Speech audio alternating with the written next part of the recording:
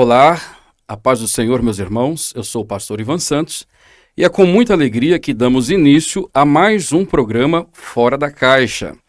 Neste dia estaremos aqui entrevistando o pastor Átila Ribeiro, um grande teólogo, escatólogo e também um grande exegeta, né? É com muita satisfação que nós o recebemos aqui e já fica evidente a todos, nós teremos aqui uma discussão escatológica em um nível mais exegético, mais detalhado e minucioso nos textos bíblicos. Pastor Átila, é um prazer recebê-lo. Amém, queridos, eu cumprimento a todos com a paz do Senhor. Deus abençoe a vida de cada um. É um privilégio imenso poder estar aqui com o pastor Ivan Santos, que, no meu ponto de vista, é um grande debatedor, um grande teólogo, um grande expositor da palavra de Deus. Privilégio, pastor Ivan, estar aqui com o senhor e poder, de alguma maneira, contribuir, compartilhar com este programa, que, diga-se de passagem, tem sido uma bênção de Deus para todos os irmãos amantes da Bíblia Sagrada. Eu gostaria de mandar um grande abraço aqui para todos que estão nos ouvindo, minha família, minha esposa Letícia, meus filhos, Tainá e Yuri, meus amigos que contribuíram para que eu estivesse aqui, podendo participar dessa entrevista, meu grande amigo pastor Haroldo, aqui de São Paulo, que está me hospedando aqui na sua casa, me levando, me transportando, meu amigo Ronaldo, que me trouxe, enfim, meus amigos que contribuíram, e mais uma vez é um prazer poder somar com esse tema. Vamos falar um pouco sobre a escatologia bíblica, que é um tema que tem estado em evidência, principalmente nos últimos dias. Em todo o período da igreja, teve doutrinas que sobressaíram, até por causa da urgência do momento. Atualmente, a escatologia bíblica. À medida que nós vamos nos aproximando do fim, esse tema se faz necessário esmiuçarmos, estudarmos, e é claro que com o tempo da nossa entrevista aqui, da nossa conversa, não dá para esmiuçar de forma completa, mas eu espero que o tempo disponível que vamos ter aqui possa de alguma forma contribuir. Pois bem, Átila, um texto que é muito utilizado no debate escatológico diz respeito ao tempo do arrebatamento. Isso é, a igreja será arrebatada antes ou depois da grande tribulação. E o texto é Apocalipse, capítulo 3, versículo 10, onde há uma promessa de que a igreja de Cristo será guardada da hora da provação que há de vir. Aquele texto ali, ele, de alguma forma, quando fazemos uma análise exegética, ele favorece ao pré-tribulacionismo, aquela perspectiva de que a igreja será isenta da grande tribulação. Como que você faz uma análise exegética comprovando um arrebatamento pré-tribulacional com base em Apocalipse capítulo 3, versículo 10? Uma excelente pergunta, diga-se de passagem, né? Apocalipse capítulo 3, verso 10, onde o texto diz: porque guardaste a palavra da minha paciência ou da minha perseverança, também eu te guardarei da hora da provação que há de vir sobre todo mundo ou sobre o mundo inteiro, para experimentar ou para tentar os que habitam sobre a terra. Esse texto, ele tem sido usado tanto por pós quanto por pré-tribulacionistas, para comprovar aqui, de alguma maneira, ou o arrebatamento pré ou o arrebatamento pós. Eu gostaria de iniciar dizendo o seguinte: nós não temos aqui no texto algo que fala sobre o arrebatamento diretamente, pastor Ivan. Mas no nosso ponto de vista pré-tribulacionista, aqui nós temos, digamos que, os efeitos ou o efeito do arrebatamento. Até porque não tem a palavra arrebatamento no texto e etc. Mas se nós fizermos aqui uma sincronia com outros textos, em primeiro lugar, é notório que a Bíblia diz no Novo Testamento, em vários outros textos, vou citar pelo menos mais 2, além desse, de que a igreja vai ser guardada. Por exemplo, Apocalipse, Tessalonicenses capítulo 1, verso 10, diz que Cristo nos livra da ira vindoura. Sim. Capítulo 5, verso 9, que nós não fomos destinados para a ira. E Paulo vai dizer que nós seremos arrebatados, e etc, e etc. Então, quando nós olhamos para Apocalipse 3,10, quando o texto diz: como vocês guardaram a palavra da minha perseverança, também eu te guardarei da hora da tentação que há de vir sobre todo mundo, para provar os que habitam sobre a terra, ou para tentar os que habitam sobre a terra. Nós olhamos para esse texto e vários estudiosos, vários debatedores, eles se apegam apenas na preposição ek. O texto grego de Apocalipse 3:10, todo o texto diz: Hot epteresas ton logon tes ropomonesmu kagose tereso ek tes hora tu perasmu tes melusas erkestai epites oikumenes roles peirassa e tus katoikuntas epites gis. É a expressão grega. E eles, quando vão discutir esse texto, eles se apegam à preposição ek, que eu preciso ser sincero, ela sozinho, eu já até disse isso em outras oportunidades que eu tive de discutir esse texto com algumas pessoas, a preposição ek sozinha, ela pode prevalecer ou apoiar tanto o pré quanto o pós.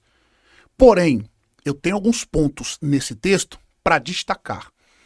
Antes de eu falar, por exemplo, sobre a preposição ek, eu gostaria de falar sobre a expressão peirasmu, ali que está no genitivo, da tentação. Aliás, a grande tribulação, ela tem dois propósitos. Este é o primeiro propósito da grande tribulação: provar os que habitam sobre a terra.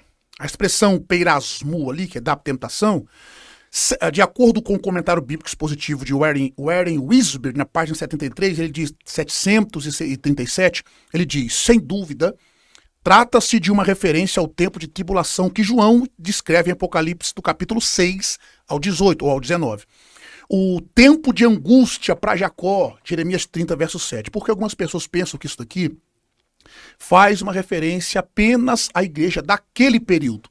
A referência imediata, ela pode ser a perseguição oficial romana, que estava por vir. Mas a referência final é a grande tribulação que sobrevirá a toda a terra antes de Jesus Cristo voltar e estabelecer o seu reino.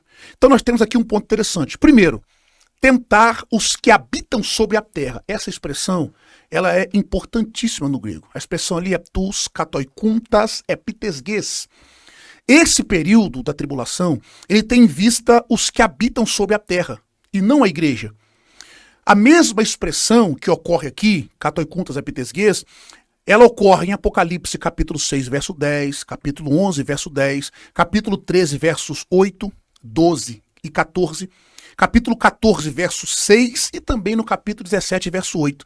Na sua utilização, João ele não oferece uma descrição geográfica, mas sim uma classificação moral. É o primeiro ponto. Um estudioso chamado Chesem, ele escreve o seguinte: a palavra habitam aqui, que no grego é katoikel, é forte, segundo Chesem. Ela é usada para descrever a totalidade do Deus que habita em Cristo. Se nós pegarmos o texto de Colossenses capítulo 2, verso 9, nele habita corporalmente toda a plenitude da divindade. A palavra é essa. Ela é usada para a moradia permanente de Cristo no coração do crente, em Efésios 3, verso 17, e também dos demônios, retornando para obter posse absoluta de um homem. Mateus capítulo 12, verso 45, Lucas 11, 26.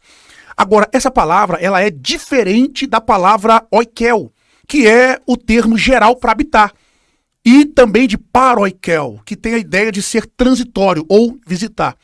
De acordo com Henry Chenzen, no seu livro Will the Church Pass Through the Tribulation, na página 28 e 29, ele diz o seguinte: o termo katoikel inclui a ideia de permanência. Dessa maneira, o julgamento referido em Apocalipse 3:10 dirige-se aos habitantes da terra daquele dia, aos que se estabeleceram na terra como se fosse a sua verdadeira casa, aqueles que se identificavam com o comércio e a religião da terra. Ou seja, estão apegados aqui. Essa expressão em hebraico, ela aparece de duas formas. A expressão primeira é Yoshevetevel, e a segunda é Yoshevel Haaretz. O Tanar, só por questão de informação, Tanar é um acróstico do Antigo Testamento judaico. T de Torá, N de Nevim e Q de Ketuvim, no rei de Ketuvim. Lei, profetas e escritos. É a Bíblia do Antigo Testamento dos judeus. Ela menciona 5 vezes a primeira expressão, que é Yoshevel Tevel, Isaías capítulo 18, verso 3, capítulo 26, verso 9, Salmo 33, verso 8, Lamentações de Jeremias 4, 12, e nesses textos se referem a todos os seres humanos. Porém, há um texto de Isaías capítulo 26, verso 18, o termo vai incluir todo o povo de Deus e se refere ao mundo pagão, que é os habitantes do mundo. A expressão em hebraico ali é Harinu halnu kemo yaladenu ruach yeshot balas eretz uval ipelu yoshevel tevel. É a expressão em hebraico. Essa expressão yoshevel tevel parece ali, ou aparece ali como se fossem os habitantes do mundo. Já a segunda expressão, pastor, que é Yoshever Haaretz, ela aparece mais de 20 vezes. E ela pode se referir, em primeiro lugar, a todos os seres humanos, em segundo lugar, às tribos pagãs, e em terceiro lugar, aos judeus que estão em sua terra. De acordo com o comentário judaico do Novo Testamento, na página 873, ele diz o seguinte: aqui, em Apocalipse 3:10, pelo contexto, a expressão os que habitam sobre a terra, como em Isaías 26:18, se refere a todos os seres humanos sobre a terra, exceto aqueles devotos ao Senhor, em outras palavras, todos que seguem a besta. Ela cita referência de Apocalipse 13, verso 3, verso 8, e não se revoltam para Deus. Então, aqui nesse contexto, a expressão os que habitam sobre a terra não se refere à igreja. Até porque, outra coisa interessante de forma exegética no texto, é o infinitivo peirassai, que é tentar para expressar propósito. Joseph Henry Thayer, ele diz o seguinte no seu léxico Greek English, inglês é mais raro do senhor, né? Eu vou me arriscar aqui. Greek English Léxico of the New Testament, na página 498, ele diz o seguinte: quando Deus é o sujeito, essa palavra significa infligir males a alguém para provar seu caráter e sua constância na fé. A igreja, ela não precisa desse teste, porque ela está aperfeiçoada em Cristo.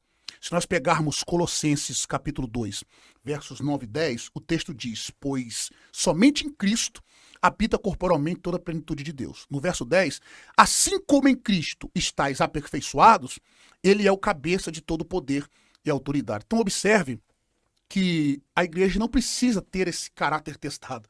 A igreja está aperfeiçoada em Cristo. Então, o primeiro ponto de Apocalipse 3:10 é esse. O alvo ali é os que habitam sobre a terra. Sim. E para provar, para ver o seu caráter. Né? E o segundo propósito da grande tribulação é em relação a Israel. Se nós pegarmos, por exemplo, Malaquias capítulo 4, versos 5 e 6, o texto diz assim: ó, eis que eu vos envio o profeta Elias, antes que venha o grande e terrível dia do Senhor. Ele converterá o coração dos pais aos filhos e o coração dos filhos aos pais, para que eu não venha e fira a terra com maldição. Ou seja, o propósito ali é preparar Israel para a chegada do reino milenar. A grande tribulação vai fazer isso. O primeiro ministério de João era preparar a nação de Israel para a vinda do rei. Então o Elias que está por vir, antes do terrível dia do Senhor, tem um único ministério. Qual é esse ministério? Preparar um remanescente em Israel para a chegada do Senhor. Para esse ministério, não é necessário a igreja. Por quê? Ela é sem mancha, ruga ou qualquer outra coisa. Maravilha. Entendeu? É o primeiro ponto de Apocalipse 3. E aí nós temos também a questão da preposição ek, né? Que inclusive alguns pós-tribulacionistas tentam fazer uma defesa da igreja sendo preservada em meio à grande tribulação, recorrendo a João, capítulo 17, versículo 15. Então, o que você tem a dizer sobre a preposição ek, especificamente também sobre o seu uso lá em João, capítulo 17, versículo 15? Perfeito. É a segunda parte de Apocalipse 3:10 que eu trataria. A expressão ali é guardar da hora ou na hora. Porque algumas pessoas dizem o seguinte, o verbo terel ali, ele vai tirar a força da preposição ek. Ela não vai significar da hora, mas na hora. Bom, o texto grego, como eu já citei, vou citar somente a parte que nos interessa aqui, a expressão aqui é kagou tereso ek tes hora tu perasmu. A expressão ali, o verbo terel, ele é usado 70 vezes no Novo Testamento e ele tem um significado básico de guardar, preservar, proteger ou observar. Quando nós pegamos a palavra, o senhor como bom exegeta, o senhor sabe que o contexto é que vai determinar a natureza do significado da palavra. Aqui, nesse sentido, a natureza da guarda ou da proteção, ela vai ser determinada pelo contexto. Como eu disse no início, a preposição ek sozinha, eu preciso ser honesto com essa expressão, ela pode da mesma forma favorecer tanto o pré quanto o pós. Só que Por quê? Algumas vezes ela vai implicar emergência. Emergência em algo. Por exemplo, João capítulo 20, verso 1. Ela vai indicar nesses textos separação. Então ela pode indicar emergência? Pode. Mas ela também tem textos que ela pode indicar separação. João capítulo 20, verso 1, Atos capítulo 12, verso 5, 2 Coríntios capítulo 1, verso 10, 1 Tessalonicenses capítulo 1, verso 10. Lá ela vai indicar separação, ok? Agora, em Apocalipse 3:10, eu tenho pelo menos 3 pontos gramaticais aqui que favorecem o pré-tribulacionismo. Existe um estudioso chamado Edgar. Ele aponta que, embora ek seja frequentemente combinado com verbos de movimento, ao transmitir a ideia de emergência, ek não pode ser combinado com o verbo de não movimento. Terel ali, por exemplo, é um verbo estativo, é um verbo de não movimento. Então ela não pode significar emergir. Não é um verbo de movimento. Ali é um verbo estativo. Segundo ponto, João poderia ter usado, por exemplo, terel com en, eis ou dia. En é na. Eis é para, e dia através. São 3 preposições, né? Se ele quisesse comunicar o sentido de preservar na ou através da tribulação, ele poderia usar essas 3 expressões, em, eis ou dia. E não é a questão em Apocalipse. Por exemplo, a frase terel en, ela vai ocorrer pelo menos 3 vezes no Novo Testamento. E ela vai conotar a ideia de existência continuada dentro de um estado de condições. Atos 12, verso 5, 1 Pedro capítulo 1, verso 4, Judas, verso 21. Por exemplo, vamos começar com 1 Pedro, com Atos 12, verso 5. O texto diz, Pedro era guardado na prisão. Olha ali, ó. Guardado na prisão. Mas a igreja fazia contínua oração por ele a Deus. A expressão grega ali é Petros etereito entefilake. A expressão ali está etereito, não terel, né? Porque ali está no imperfeito indicativo voz média passiva. Então ela tem o etéreito, que é o aumento ali, que é a indicação do tempo passado no grego. No capítulo 1, verso 4 de 1 Pedro, olha o texto. Para uma herança incorruptível, incontaminável e imarcessível, reservada nos céus para vós. A expressão grega desse texto é teteremenem en uranois eis rmas.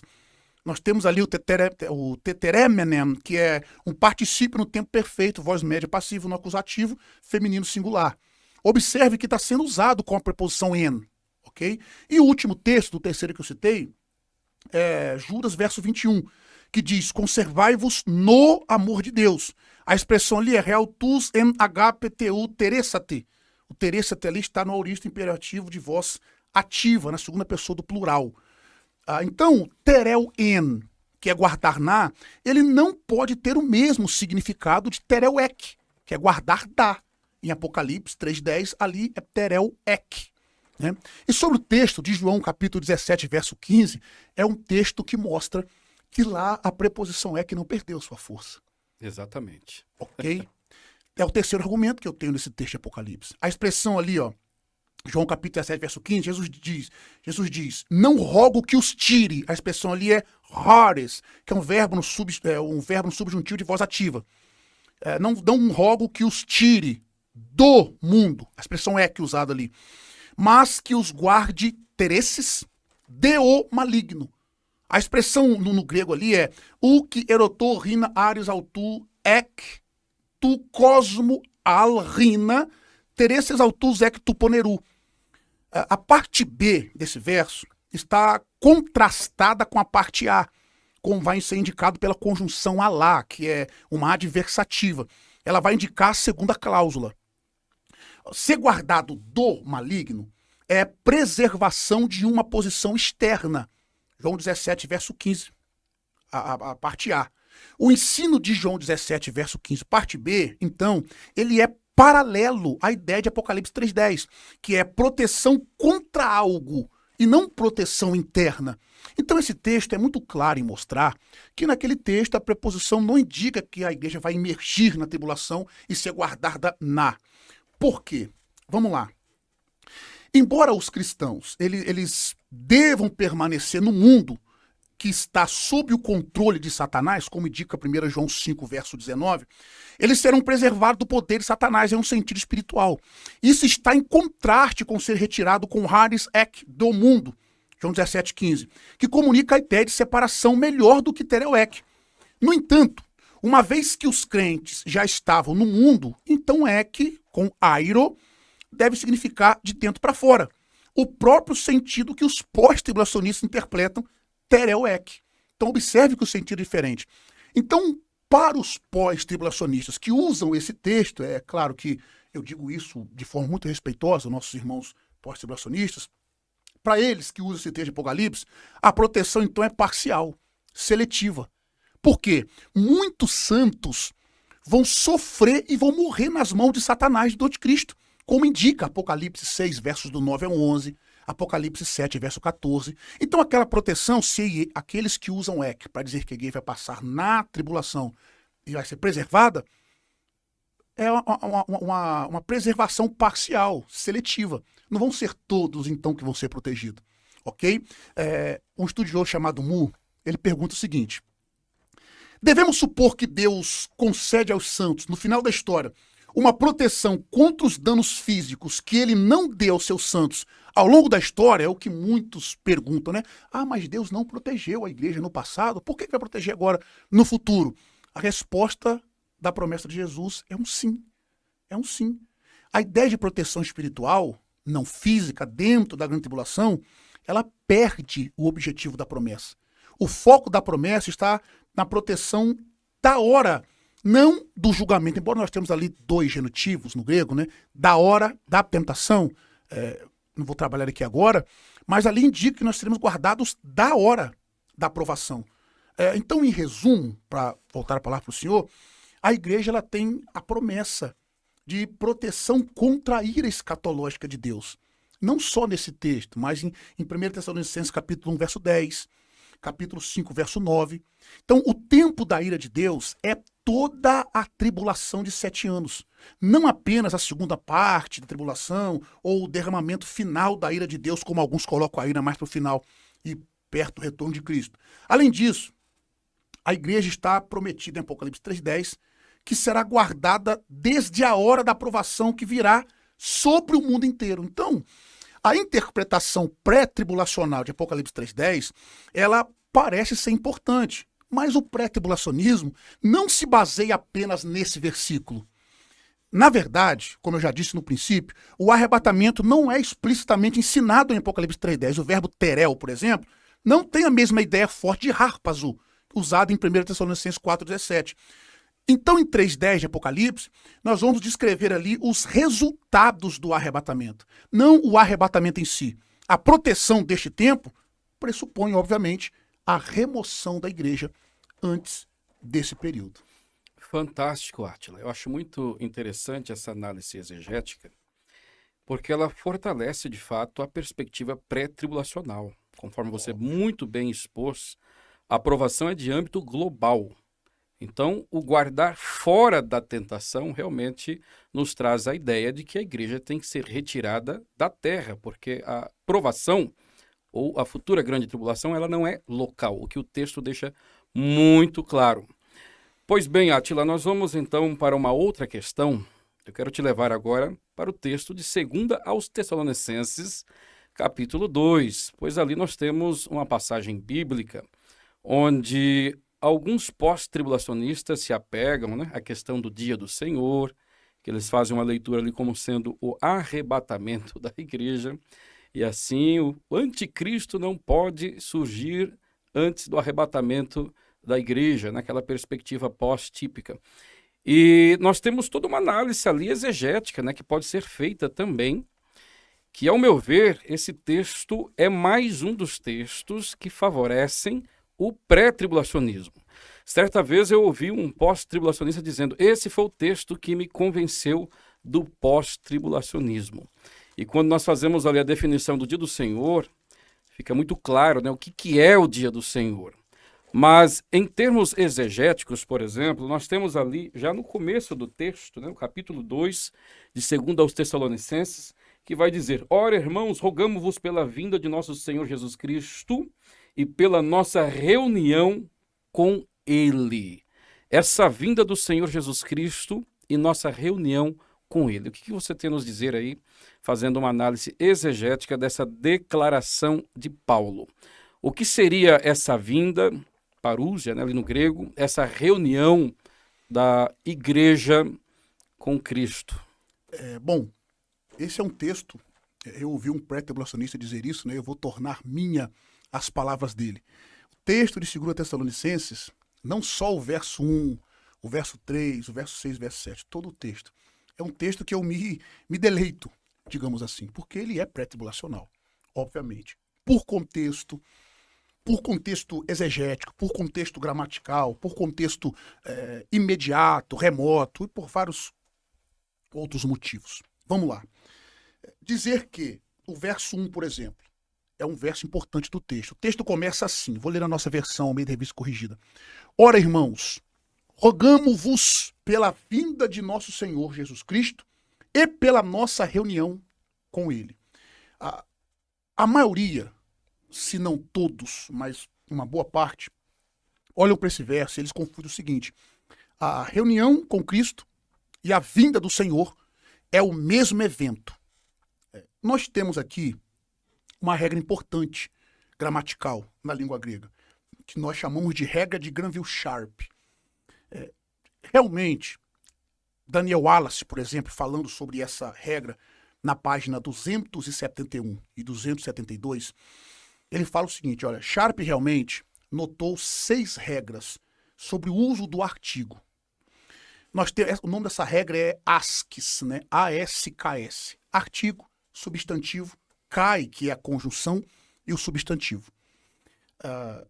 Por causa da sua importância para os textos que tratam da divindade de Cristo, a primeira regra das 6 ficou mais conhecida. Nessa construção, artigo, substantivo, kai, substantivo, o segundo nome se refere à mesma pessoa mencionada com o primeiro nome quando, aí tem aqui 3 pontos importantes, quando não for impessoal, não for plural e não for nome próprio. Aqui, por exemplo, nós temos 2 substantivos impessoais. A vinda do Senhor, parousia, e a nossa reunião com ele, epsinagoge. São 2 substantivos impessoais. Não se aplica nesse texto a regra de Sharp. Portanto, diz Wallace, na página 271, portanto, de acordo com Sharp, a regra será aplicada só e exclusivamente com nomes pessoais singulares e nomes que não são próprios. A importância desses requerimentos pode ser submetida caso não se atente para o seguinte princípio. Sharp aplicou quase e sem exceção a nomes que detinham essas 3 características. Palavras de Daniel Wallace. Más compreensões derivam-se da não familiarização com as restrições classificadas por Sharp. Wallace, ele falou sobre um estudioso chamado G.B. Wiener, que é o grande gramático do século XIX, que quase que extinguiu por intimidação a regra de Sharp. Ele diz o seguinte, o resultado disso, sobre a regra de Sharp, foi o seguinte, ao se incluir nomes plurais e impessoais como parte da regra, nós vamos minar a aplicação feita por Sharp em Tito capítulo 2, verso 13, que fala sobre a divindade de Cristo. Essa regra vai deixar de ser absoluta. Nós vamos minar essa regra. Ou seja, as exceções da regra de Sharp fazem parte, na verdade, do enunciado da regra e estão realmente sobre o escopo da mesma. Logo, não são exceções, mas a regra. O Wallace diz isso na página 273. Palavras dele na nota de rodapé da página 273. Olha o que ele diz. A lista daqueles que entenderam mal a regra inclui eruditos notáveis. E quem diz isso é Daniel Wallace. Ele diz J.H. Moulton, H. Robertson, Dana Mantei, M.J. Harris, F.F. Bruce, C.F. de Mauli, entre outros. Né? Ele coloca Etial, entre outros. Então, muitos interpretaram a regra de Sharp. Agora, esse texto de Tessalonicenses 2, verso 1, ele vai impactar a discussão em alguns círculos evangélicos sobre o tempo do arrebatamento. Palavras dele também. muitos pós-tribulacionistas, não dispensacionalistas, têm considerado que os dois termos possuem o mesmo referente. Precisamente, palavra de Wallace, uma vez mais, porque entendem mal a regra de Sharp e seus requerimentos específicos. Visto que a construção, a SKS, ela envolve substantivos impessoais, o mais alto grau de dúvida é lançado sobre a probabilidade dos termos se referirem ao mesmo exemplo. Esse é especialmente o caso, visto que os termos apontam para referentes temporais concretos, né, que é a parousia e a reunião dos santos. E visto que a categoria idêntica não é atestada com impessoais concretos no Novo Testamento. Agora, como bom professor de grego e exegeta, nós temos que ser honesto. Isso não quer dizer, aqui também são palavras de Wallace, eu tenho que citar toda a palavra, para algum querido irmão pós-tribulacionista, ler a gramática de Wallace e falar, mas ele não citou o que o Wallace disse na página 290, né? O Wallace disse, isso não significa ser impossível ver um arrebatamento pós-tribulacionista no texto. Por quê? Ainda que as palavras possuam um referente idêntico, não possuam, elas podem ter referentes simultâneos. Nosso único problema, e eu quero tratar disso aqui, né? Já estou tratando, aliás, nosso único ponto é que, por causa do mau uso da sintaxe grega, por alguns eruditos, certas abordagens sobre a teologia do Novo Testamento têm muitas vezes sido lançadas sem uma consulta justa. Olha aí. Bom, agora que eu expliquei a questão da reunião e da vinda do Senhor, de forma mais exegética, olhando aqui as regras, a regra de Granville-Sharp, né, a maioria dos estudiosos só conhecem a primeira regra, pastor. A maioria dos estudiosos só conhece a primeira regra. Porém, existem 6 regras, como eu já disse no início. Existem 6 regras. A regra 1, regra 2, regra 3, regra 4, 5 e 6, elas precisam ser apresentadas. A 1 eu acabei de mostrar, que são apenas substantivos pessoais. Eu não vou tratar uma por uma, porque é muita coisa para tratar e vai estourar o nosso tempo. Mas na regra 1 ele diz, substantivos pessoais, quando os 2 substantivos pessoais, isso inclui também adjetivos ou particípio também. É a primeira regra. Na regra 2, diz, se ambos os substantivos tiverem o artigo, mas não o copulativo, eles se referem à mesma pessoa. Aí nós temos aqui vários exemplos. Por exemplo, Lucas 1,47, falando aí sobre, e o meu espírito se alegra em Deus, meu Salvador. A expressão grega ali é kai egalia semto, pneumamu epitoteotosoteri. Então nós temos ali essa regra aqui. Regra 3, se o primeiro tiver com artigo, o segundo não, e houver copulativa, e etc. Então, como eu disse, existem não só uma regra, mas 6.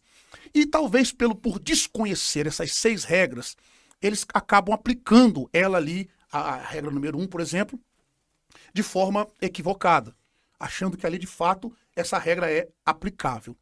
Agora, pastor, sobre esse texto, saindo um pouco aqui dos termos técnicos sobre as regras de Granville-Sharp, quem quiser descobrir mais sobre essa regra, eu não vou aqui esmiuçar o assunto, até por causa do nosso tempo, eu estou tentando ser mais panorâmico. Estuda a gramática de Daniel Wallace, a tese que ele defendeu também, vários estudiosos tratam desse assunto, vários estudiosos, né? Agora, esse texto de Tessalonicenses, eu amo demais o verso 3. O verso 3 de 2 Tessalonicenses diz assim, 2 Tessalonicenses capítulo 2, verso 3, que ninguém de maneira alguma vos engane, pois não virá, a menos que a apostasia venha primeiro, e o homem da iniquidade seja revelado, o filho da perdição. Na Bíblia literal do texto tradicional, que é a LTT, diz o seguinte, que ninguém vos engane, segundo nenhuma maneira. Por quê? Não será assim, sem que haja vindo a retirada primeiramente, e haja sido revelado o homem do pecado, o filho da perdição. Nós temos aqui, amados ouvintes, o substantivo grego apostasia. Ele é usado apenas 2 vezes no Novo Testamento. Além de 2 Tessalonicenses 2,3, ele ocorre também em Atos 21, 21, que diz o seguinte, você está ensinando todos os judeus que estão entre os gentios a abandonar, apostasia aqui, Moisés. Essa palavra, ela é um substantivo de afistemi, que é partir. Nós temos aqui uma palavra composta de apó que é uma preposição que significa longe, afastado, em oposição como prefixo, ela normalmente denota separação, partida, término, inversão. Quem diz isso é Strong. E também a palavra ristemi, que é ficar parado, levantar. Comparado com titemi, ela indica uma posição ereta. Então ela tem um significado central de longe de ou partida. Existe um léxico grego de Liddell e Scott. Ele vai definir a apostasia, primeiro, como deserção, revolta, e depois como partida, desaparecimento. Esse verbo, ele como verbo, ele é usado 15 vezes no Novo Testamento. Dessas 15 vezes, apenas 3 têm algo a ver com a partida da fé. Lucas 8:13, 1 Timóteo 4:1 e Hebreus 3:12. Agora, a palavra afistemi, ela é usada para partir da iniquidade, por exemplo, em 2 Timóteo 2:19, de homem ímpios, no 6:5 de 1 Timóteo, do tempo, de Lucas 2:24, do corpo, 2 Coríntios 12, verso 8, e de pessoas, em Atos capítulo 12, verso 10, e Lucas 4, verso 13. Daniel Dever, ele diz o seguinte: é com plena certeza de estudo exegético adequado e com toda a confiança nas línguas originais que a palavra significado de apostasia é definida como partida. Quem diz isso é Daniel Davey, um estudioso. Agora, a pergunta que não quer calar é: o que Paulo quer dizer com a palavra apostasia, que no grego está reapostasia, está com o artigo definido. O artigo definido, ele denota que este será um evento definido, um evento distinto da aparência do homem do pecado. A palavra grega para se afastar ali, tomada por si mesma, não significa apostasia religiosa ou deserção. A melhor tradução ali é partir. O apóstolo Paulo, ele se refere aqui, no texto, a um evento definido, que ele chama de a partida, que vai ocorrer logo antes do início da grande tribulação. O que vai acontecer antes do início da tribulação? O arrebatamento da igreja. Exatamente. Então a palavra tem um significado principal de partir e depende do contexto para determinar se é partida física ou partida abstrata, como, por exemplo, a partida da fé. Agora, sobre o uso do artigo, o mesmo Daniel Davey, ele diz o seguinte: como a língua grega não precisa de um artigo para tomar o substantivo definido, fica claro que com o uso do artigo está sendo feita referência a algo em particular. Em Tessalonicenses 2:3, ele diz isso, Davey, ele diz o seguinte, em Apostasia, na página 47, ele diz, em Tessalonicenses 2, verso 3, a palavra apostasia é prefaciada pelo artigo definido, o que significa que Paulo está apontando para um tipo particular de partida, claramente conhecida pela igreja de Tessalônica, né? Para eu começar a concluir, deixar eu só falar um pouco, Gordon R. Lewis e Bruce Demarest, em Teologia Integrativa, ele diz o seguinte: o artigo definido serve para tornar uma palavra distinta e chamar a atenção para ela. Seu propósito é denotar uma referência anterior. Olha só, a partida que Paulo se refere anteriormente era o nosso ser reunido com ele no verso 1. E o nosso ser arrebatado com o Senhor e os arrebatados mortos nas nuvens, em 1 Tessalonicenses 4:17. Eles dizem isso. Então, a partida foi algo que Paulo e seus leitores claramente tinham um entendimento a respeito. Paulo diz, por exemplo, no verso 5, ele diz o seguinte: não vos lembrais de que essas coisas vos dizia quando ainda estava convosco? Então, o uso do artigo definido apoiaria a noção de que Paulo falou de um evento claro com eles e discernível. Uma partida física, como arrebatamento, se encaixaria em total noção a esse texto. Exatamente. Quando nós olhamos, pastor, isso aqui é muito interessante. Quando nós olhamos para a primeira carta de Paulo aos Tessalonicenses, nós nunca vemos a doutrina da apostasia. Ele não usa a doutrina da apostasia como afastamento da fé. Não usa nessa carta. Em contrapartida, praticamente todos os capítulos da primeira epístola falam do arrebatamento. Capítulo 1, versos 9 e 10. Capítulo 2, verso 19. Capítulo 3, verso 13, provavelmente. Capítulo 4, versos do 13 ao 17, é indiscutível. Capítulo 5, versos do 1 ao 11. Então, observe que ele está falando do arrebatamento em todos os capítulos, né? Então, nessas passagens, Paulo usou uma variedade de termos para descrever o arrebatamento. Por exemplo, no capítulo 1, verso 10, ele usa a expressão resgatar, livrar do perigo, que é a expressão riomai, nos livra. A expressão ali é riomai, que é um substantivo de parousia. Ele também vai usar no capítulo, no capítulo 2, verso 19, o substantivo parousia. Essa expressão riomai significa resgatar ou livrar do perigo. Se nós pegarmos 1:10 Tessalonicenses, ele diz, a saber esperar Jesus, que nos livra da ira vindoura. O verbo ali é riomai, livrar do perigo. No capítulo 2, verso 19, e no 3:13, ele usa o substantivo parousia. No capítulo 4, verso 17, ele usa o verbo harpazo. Lá está harpaxômeta, que está no futuro indicativo de voz passiva, né? A expressão ali, no capítulo 5, verso 9, que é nós não fomos destinados para ira, mas para aquisição da salvação.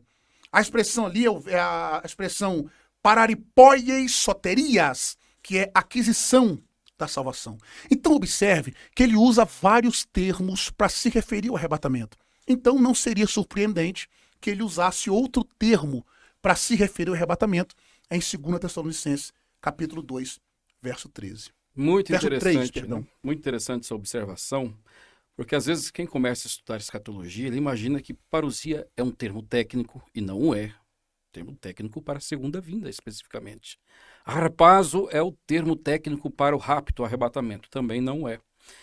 E conforme você bem pontuou, Paulo está tratando sobre o arrebatamento da igreja na sua primeira epístola. Ele vem discorrendo sobre escatologia. Então, o termo apostasia, né, ali no primeiro século, realmente ele tinha simplesmente o sentido de partida, retirada, afastamento. Por esse motivo que quando se trata de apostasia da fé, que é a conotação que nós temos hoje, né, esse sentido pejorativo do termo como apostasia da fé, Paulo, quando ele quer dizer que esse afastamento é da fé, ele tem que mencionar que é da fé. Senão o leitor não ia entender do que se trata aquela apostasia. Exato. E considerando que o contexto aqui é um contexto escatológico, fica muito óbvio que a partida, o afastamento, é da igreja sendo retirada da terra, porque é sobre isso que Paulo está tratando. Mas tem uma questão também, Átila, muito interessante, não sei se você pode citar aí, em relação a algumas traduções, né? Tem pessoas que têm dúvidas. Mas o porquê que as traduções fazem a transliteração ao invés de traduzir? Mas inicialmente, eu creio que você deve ter aí pelo menos umas 2 ou 3 traduções anotadas, né, que ao invés de transliterar apostasia, porque o que nós temos aqui é uma transliteração, não é tradução. Eles já traduziam por partida, por retirada mesmo, sem nenhum problema, né? É interessante, só disse que eu devia ter aqui umas 2 ou 3, né? Na verdade, eu tenho 7 aqui. 7, olha aí. Eu tenho 7. Na verdade, as primeiras 7 traduções inglesas de apostasia traduziram o substantivo como partida. Quais são elas, pastor? A Wycliffe Bible, de 1384, a Bíblia de Tyndale, de 1526, a Bíblia de Coverdale, de 1535, Bíblia de Cranmer, em 1539, Bíblia de Culatras, em 1576, Bíblia de Beza, em 1583 e a Bíblia de Genebra, de 1608. Olha aí. Essas traduções traduziram a palavra apostasia como partida ou retirada. Ou seja, ao invés de fazerem simplesmente a transliteração, eles fizeram a tradução do sentido simples e comum do termo, que mais uma vez favorece de forma grandiosa a nossa perspectiva pré-tribulacional.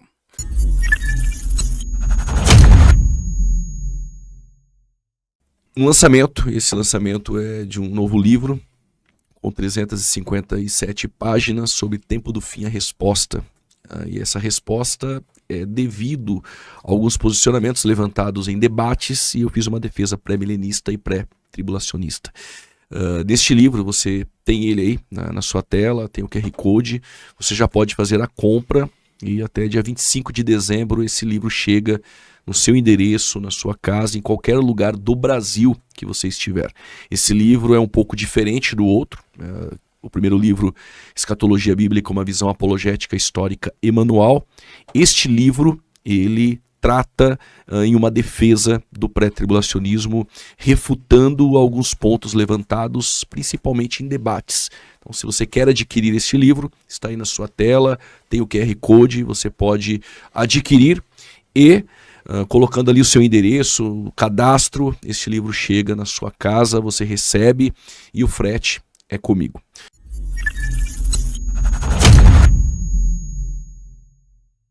Átila, nós temos uma outra questão aqui muito importante também, que é em relação ao dia do Senhor. Paulo está deixando muito claro que antes do dia do Senhor tem que haver essa apostasia, que muito provavelmente, à luz dessa análise exegética gramatical, pode sim ser uma referência ao arrebatamento da igreja e, consequentemente, a manifestação do anticristo.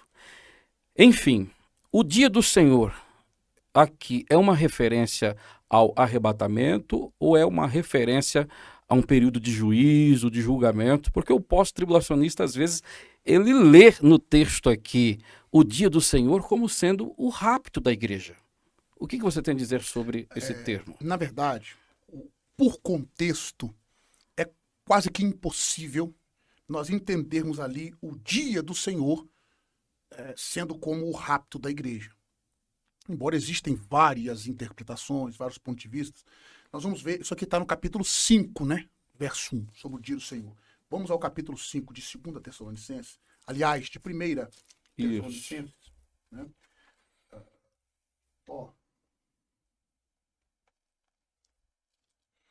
Meus irmãos, verso 1 e 2. Meus irmãos, acerca dos tempos e das estações, não necessitai de que vos escreva, porque vós mesmos sabeis muito bem que o dia do Senhor virá como ladrão de noite. Aí vamos lá. Verso 3. Pois que quando disserem a paz e segurança, então lhe sobrevirá repentina destruição como as dores de parto àquela que está grávida, e de modo nenhum escaparão. Esse dia do Senhor aqui, que virá como ladrão, antes disso acontecer, o arrebatamento vai acontecer antes. Então, nessa perspectiva, ele pode abranger ali. Mas o dia do Senhor, ele é um dia escatológico. Não é um dia de 24 horas, por exemplo. É um período de tempo que virá ali como juiz, como um juízo. Isso, naquele período. Exatamente. Né? Se aqui o pós-tribulacionismo acredita que aqui apoia o pensamento deles, o que acontece? Ele vai vir como ladrão, aquele grande dia. E a expressão usada como ladrão ali é muito interessante no grego. Nós temos duas palavras traduzidas como ladrão. A palavra kleptes, né? De onde vem a palavra kleptomaníaco, né? Kleptomaníaco. Ali nós temos vários dicionários que diz que é vir de forma súbita, vir secretamente, rapidamente. Então aqui, se aponta para o pós-tribulacionismo, é um problema para eles. Por que é um problema, pastor Ivan Santos? Porque eles aguardam alguns sinais. E pelo que está acontecendo aqui, ele vai vir de forma súbita, de forma repentina, que nós entendemos como iminente.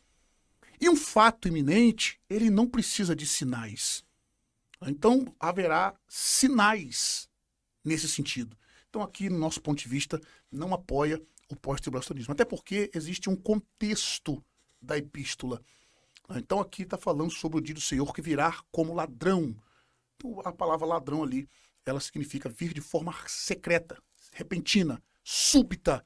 Né? Então secreto ali é quando ninguém vai estar esperando eles virem esse dia. Então não pode apoiar o pós-tribulacionismo aqui, do nosso ponto de vista. Com certeza. Até mesmo porque Paulo ele traz aqui, né, uma definição muito clara do dia do Senhor. Né?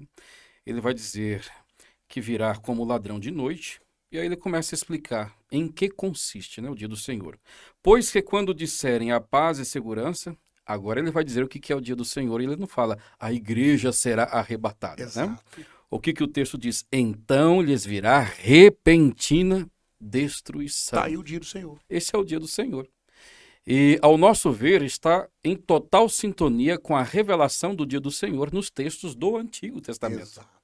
não é isso? Os profetas no Antigo Testamento trataram o dia do Senhor como um dia de juízo, de vingança, de trevas, isto é. Então, segundo a nossa perspectiva, segundo a sua fala e afirmação, nada tem a ver com o rapto, o arrebatamento da igreja, né?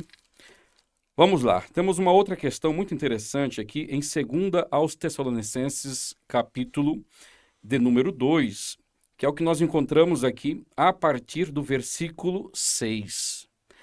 Antes que se manifeste o homem da iniquidade, o anticristo, e aí então haja início o dia do Senhor, que é o período da grande tribulação, Paulo vai deixar claro que há um detentor, há alguém restringindo a manifestação do homem da iniquidade, que é o anticristo.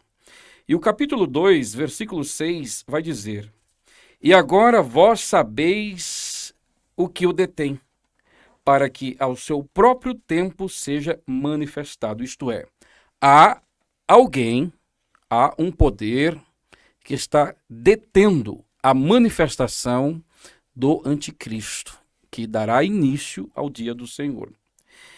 E Paulo diz no verso 7, porque já o mistério da injustiça opera, e somente há um que agora resiste, até que do meio seja tirado, e então será revelado o iníquo. Então ficou claro aqui, Paulo fazendo a exposição de que há alguém, há uma força, um poder, impedindo a manifestação do homem da iniquidade, do anticristo, que por sua vez, quando se manifesta, haverá então o início do dia do Senhor, que é a grande tribulação.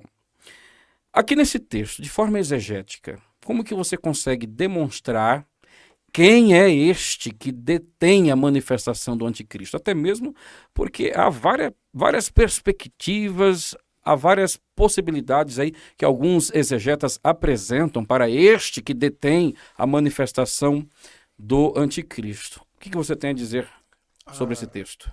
Ok, esse é um texto de fato que também, no meu ver, por todo o contexto, apresenta quem é o que o resiste e o que o detém.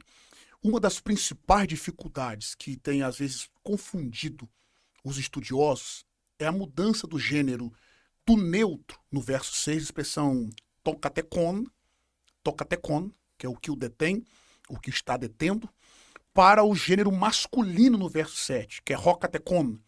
Nós temos gênero neutro indicado ali tanto pelo artigo ali, ton, e o artigo ro, gênero neutro no 6 e masculino no verso 7. Aí alguém diz, não pode ser o Espírito Santo, ou, do nosso ponto de vista, o poder represório do Espírito Santo. Porque está no gênero neutro no 6 e no verso 7, no gênero neutro. Só que é o seguinte, alguém diz o seguinte, a palavra espírito no grego é neutra. Só que, em alguns casos, nós podemos considerar o masculino, por exemplo. Por exemplo, quando o senhor abre a sua Bíblia em João capítulo 15, verso 26, e João capítulo 16, versos 13 e 14, o masculino ele pode ser usado livremente ali. Eu gostaria de ler, só está mais próximo aí. João capítulo 15, verso de número 26. Olha como que está lá. 15, verso 26. Isso. Eu vou fazer a leitura e você faz a exposição na sequência. Mas é para que se cumpra a palavra que está escrito na sua lei. Aborreceram-me sem causa. João 15, 26, você está lendo? Isso, João 15, verso 26. Eu acho que é o 14, então. 14, 26. 14, Vamos 26, lá. Né? Mas aquele Consolador, o Espírito Santo, que o Pai enviará em meu nome, esse vos ensinará todas as coisas e vos fará lembrar de tudo quanto vos tenho dito. Exatamente, é o 14, 26. Eu disse 15, mas é o 14. Ali está, mas aquele Consolador, o termo aquele ali, é o artigo definido sendo usado como um demonstrativo. E o gênero ali é neutro. Agora, olha o capítulo, o gênero ali é masculino, perdão, aquele. Olha o capítulo 16, verso 13 e 14, pastor. Só vira a folha. Capítulo 16 de João, versos 13 e 14. 13 e 14, vamos lá.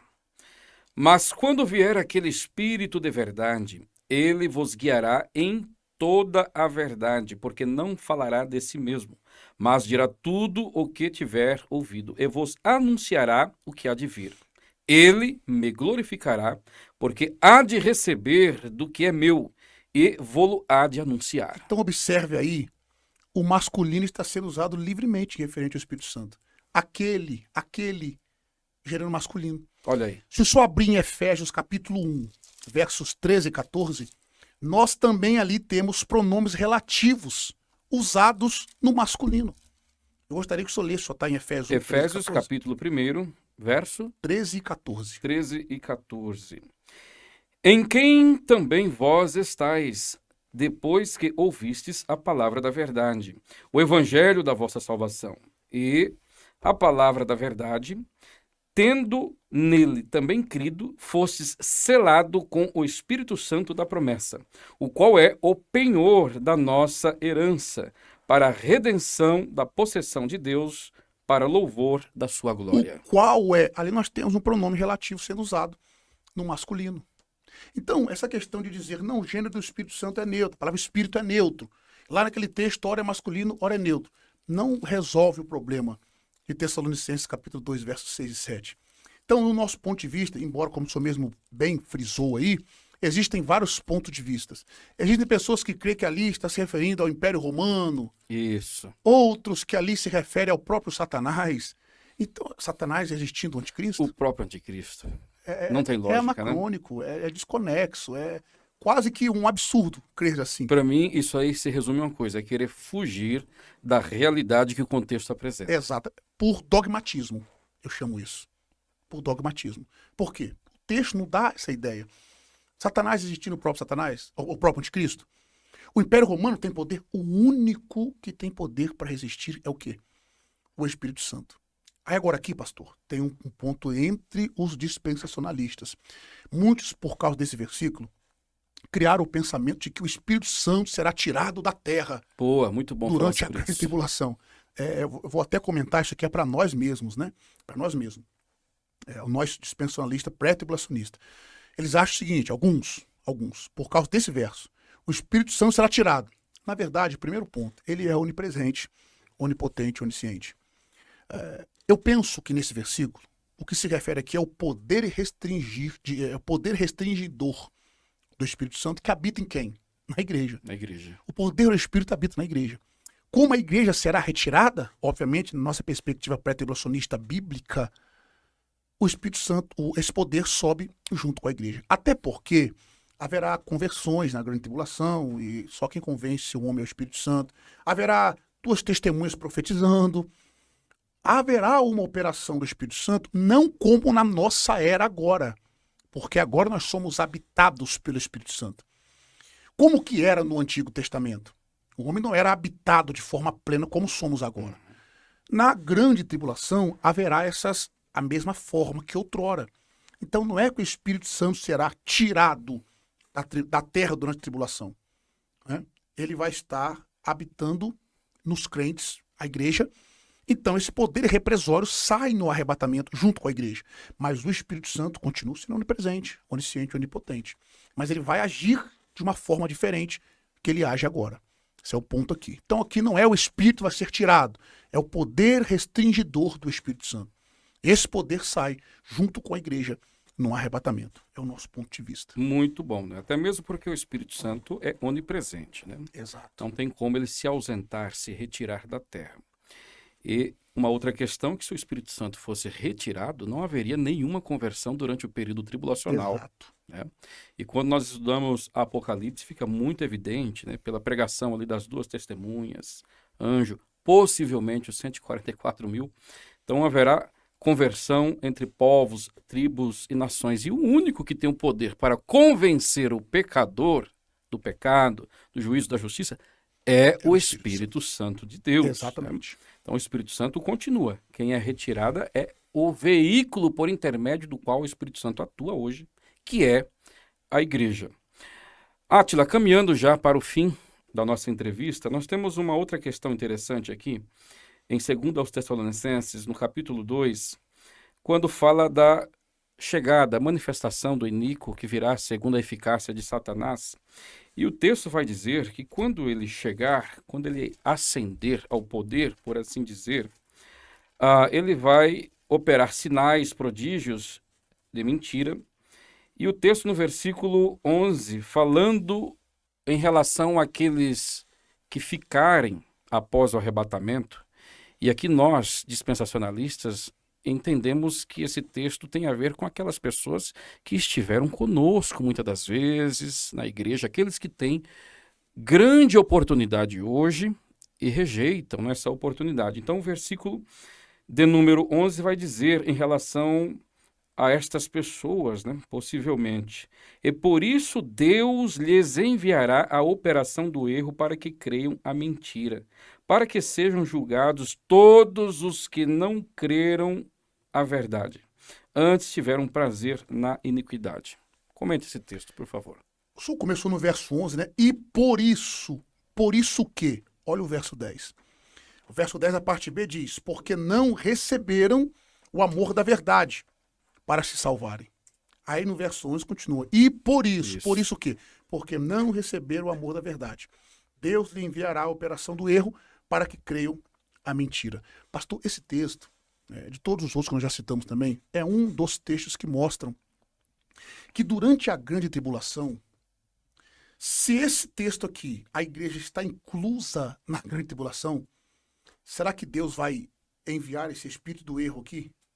A operação do erro, aliás, para nós? Olha aí. Esse é um texto claro que está se referindo àqueles que estarão aqui durante a grande tribulação, não a igreja. E que outrora rejeitaram o amor. Que outrora rejeitaram o amor. Esses daqui, esse aqui é um ponto que eu gosto muito de, com muita cautela, afirmar. Sim. Dificilmente, queridos, aqueles que não forem arrebatados antes da tribulação, aqueles que passarem durante a grande tribulação, que outrora foram servos do Senhor, Isso. com muita dificuldade, com base nesse texto, vão se salvar. Pastor, você está dizendo que não vai ter salvação na grande tribulação? Não. Eu não posso jamais dizer isso. Porque Apocalipse, capítulo 7, mostra isso de forma muito veemente, clara.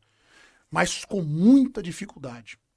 Aqueles que não aceitaram a Cristo agora, viveram na sinceridade e não foram arrebatados, dificilmente salvarão. Com base nesse texto, eles não creram, não receberam o amor da verdade para se salvarem.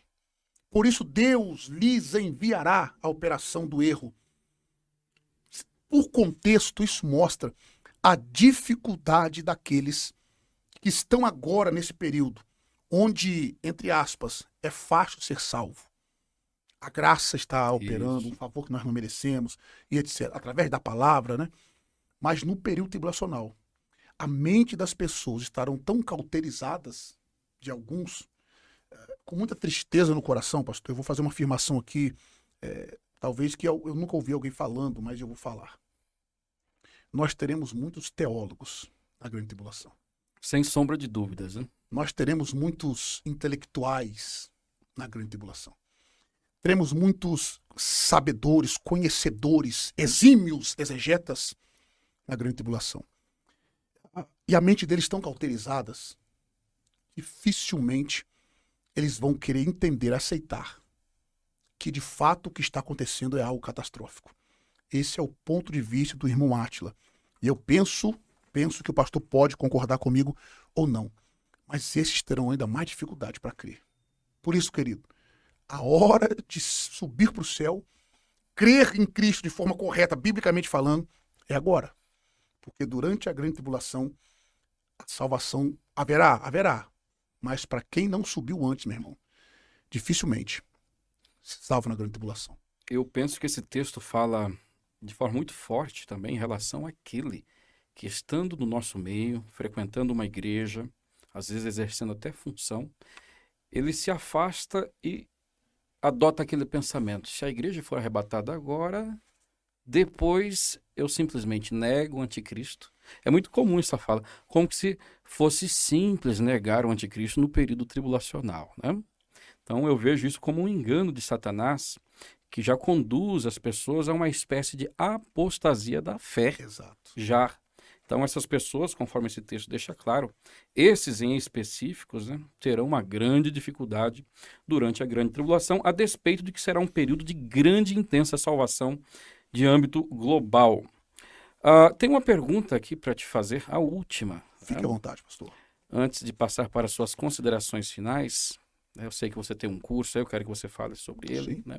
Você é professor de grego.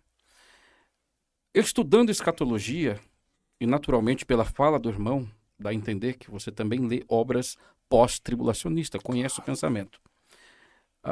O porquê que você não é um pós-tribulacionista? Qual a sua maior dificuldade em adotar a perspectiva pós-tribulacionista? De forma bem objetiva Bem e simples. né? Bom, eu vou destacar apenas um ponto. Eu vejo no pré-tribulacionismo uma coerência bíblica gigantesca. Embora nós somos acusados do oposto, mas eu não vejo essa coerência. Vamos lá. Eu não consigo resolver, por exemplo, se eu fosse um pós-tribulacionista, quando que vai acontecer a ceia, as bodas do Cordeiro? Quando que vai acontecer o tribunal de Cristo, que é notório, que o tribunal e o juízo é diferente.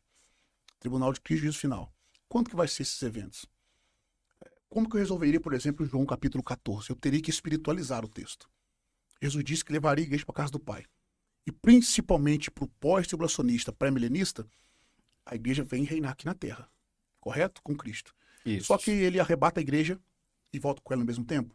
E onde João capítulo 14 se encaixa? O céu, né? O céu. Quando que nós estaremos no céu? Então, por esse, eu poderia ficar aqui a tarde toda, tratando de alguns pontos do pré-tribulacionismo, resolve com tamanha facilidade. Os habitantes do milênio, quem vai habitar o milênio? Vai ser somente de ímpios? Vai ser somente pessoas que são condenadas? Aí no final do milênio, Satanás engana quem? Quem já está enganado? Então, por esses e outros pontos, não há possibilidade de eu ser pós-tribulacionista. Porque eu penso que a coerência bíblica do pré-tribulacionismo é fantástica. É muito maior, né? Quando vai se harmonizar com todo, eu sempre digo, a nossa perspectiva e posição teológica, especificamente na escatologia, não se resume em você interpretar ou resolver o problema só de um texto. Exatamente. É como montar um quebra-cabeça. Exatamente. Né? Como é que vai ficar lá na frente? Nós chamamos isso de simetria bíblica. Exatamente. Né? Então, o pré-tribulacionismo, pastor, lhe cortando e já lhe devolvendo a fala, consegue explicar com tamanha facilidade, de acordo com a interpretação literal, a distinção entre Israel e igreja, a natureza da igreja, a natureza da grande tribulação, a doutrina da iminência, que não tem para onde correr, é bíblica. Isso. A doutrina da iminência, somente o pré-tribulacionismo consegue resolver. Esses e os outros pontos que eu já citei, entre outros que eu ainda não citei. Então, não dá para ser pós-tribulacionismo na perspectiva do irmão Átila. Não dá para ser pós-tribulacionista. Muito bem, pastor, professor Átila Ribeiro. Foi um prazer muito grande estarmos juntos nesse momento. Poderíamos passar horas aqui, né? Mas o tempo não nos permite. E nessas considerações finais, eu quero que você fale um pouquinho sobre o seu ministério, sobre o seu trabalho como professor, para que os nossos amigos que estão nos assistindo possam acompanhar melhor e mais de perto o seu trabalho. Bom, primeiramente eu quero agradecer ao senhor pelo convite, pela oportunidade de estar aqui tratando esse assunto. Como o senhor disse, nós poderíamos ficar aqui um bom tempo, até porque o assunto é propício, nós ambos gostamos do assunto, é um assunto importante, mas como o senhor mesmo disse, o tempo é um pouco curto, não dá para tratar dele todo. Mas eu já quero agradecer pela oportunidade e dizer aos irmãos, né, eu sou o pastor Átila Ribeiro, também sou pregador da Palavra de Deus, faço a função de pregador itinerante, tenho o meu Instituto Teológico Dynamis. Nós temos teologia, tanto presencial quanto online, temos o curso de grego bíblico, hebraico bíblico, temos nossos cursos que estão na plataforma digital, Pregador Aprovado. Se você quiser saber dos nossos cursos de forma mais pormenorizada, entre nas nossas redes sociais. PR Átila Ribeiro UFC no Instagram, Átila Ribeiro Oficial no YouTube. Lá nós temos vídeos, temos vários debates sobre a escatologia, vários estudos também sobre a escatologia. Aliás, eu tenho vídeos quase completos sobre a escatologia no meu canal. Vale a pena te dar uma conferida. Aula de grego, aula de hebraico e etc. E eu gostaria de concluir mandando um abraço para minha esposa. Deus abençoe minha esposa. Deus abençoe os meus irmãos que oram por mim, meus amigos. Deus abençoe a todos que, de forma direta ou indiretamente, tem orado por nossas vidas e tem nos abençoado. E eu espero que esse pouco tempo que nós tivemos aqui tenha edificado sua vida. Amém? E seja um pré-tribulacionista. Meus amigos, meus irmãos, é com muita satisfação que estamos encerrando mais um programa Fora da Caixa com grandes entrevistas. Quero deixar aqui um abraço a todos também, em especial aos nossos irmãos da Assembleia de Deus ali de Sorocaba, a minha esposa Tatiane, que sempre tem nos apoiado, e até uma próxima entrevista em nome de Jesus. Que Deus abençoe a todos.